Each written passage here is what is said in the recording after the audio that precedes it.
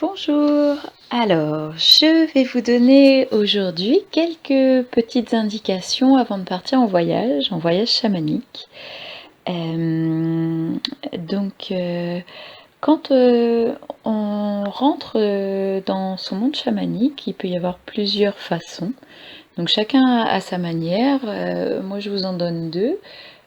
C'est de rentrer par la porte de son cœur, la porte de son âme. Donc vous vous connectez vraiment à l'intérieur de votre poitrine, le cœur énergétique est légèrement à droite du sternum.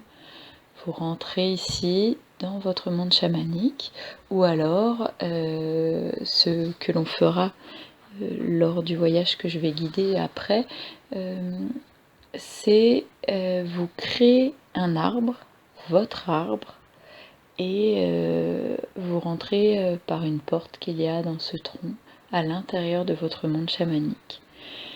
Pour ces voyages, vous pouvez vous bander les yeux, mettre un masque ou un foulard sur les yeux, être dans le noir pour recevoir un maximum d'informations qui peuvent être visuelles ou autres.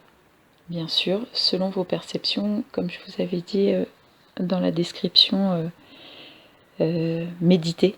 On a chacun des perceptions différentes. Quand on part en voyage chamanique, vous pouvez vous endormir parce qu'on s'en va dans le monde astral, et le monde astral est aussi le monde des rêves. Et à cet endroit, on peut obtenir des guérisons.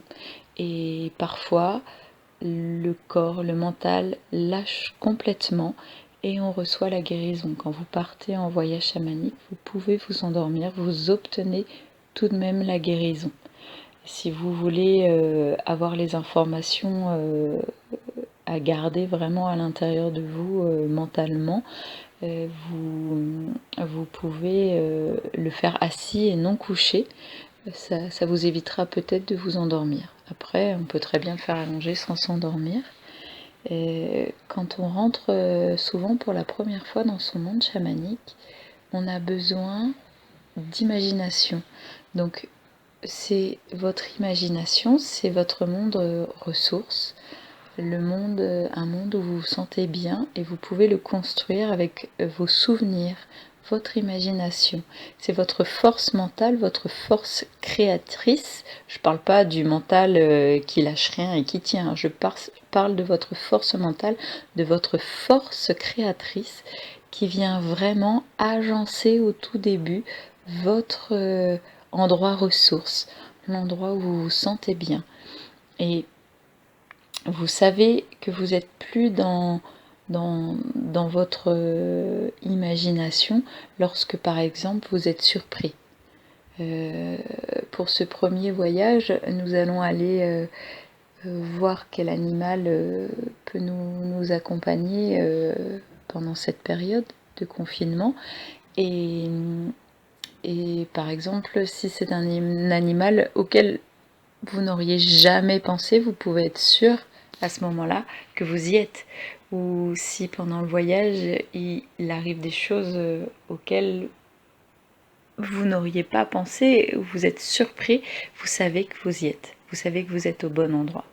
Et il n'y a pas de part j'y suis pas, on y est. Même si c'est vraiment par la force créatrice du mental.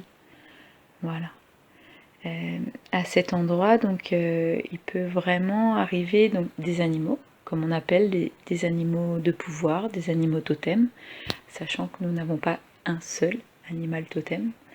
Les animaux changent en fonction des événements qu'on a à traverser, parce que leurs énergies sont tous différentes. Et selon l'événement qu'on traverse, eh bien, c'est telle ou telle puissance animale dont on a besoin, donc qui vient nous accompagner.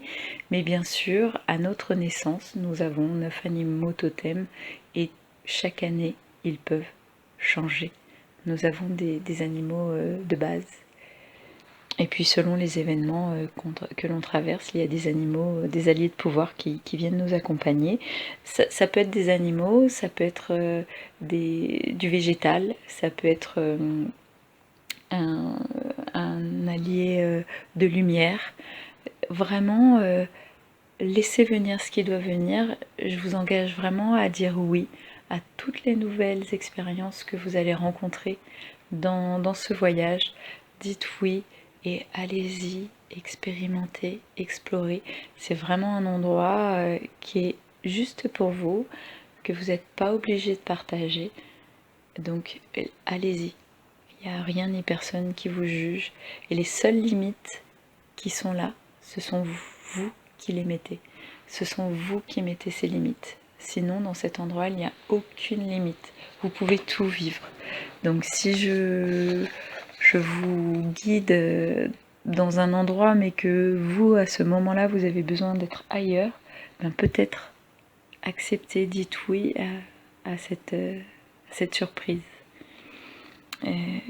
Vous pouvez, à la suite du voyage, n'hésitez pas à poster les animaux peut-être que vous aurez reçus pendant ce voyage.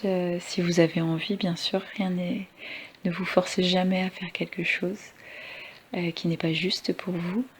Et peut-être je peux faire un post avec les énergies des animaux que vous aurez rencontrés pour vous donner un petit peu des pistes, voir si ça vous parle, les énergies des animaux. Après, vous pouvez très bien trouver sur internet animal chamanique, animal totem, avec le nom de votre animal, et vous trouverez plein de choses. Moi, je peux rajouter de la canalisation par rapport à votre prénom, à votre nom et à l'animal que vous aurez reçu. Voilà, mais je vous embrasse, j'espère que tout était clair, sinon n'hésitez pas à me poser des questions. À très vite.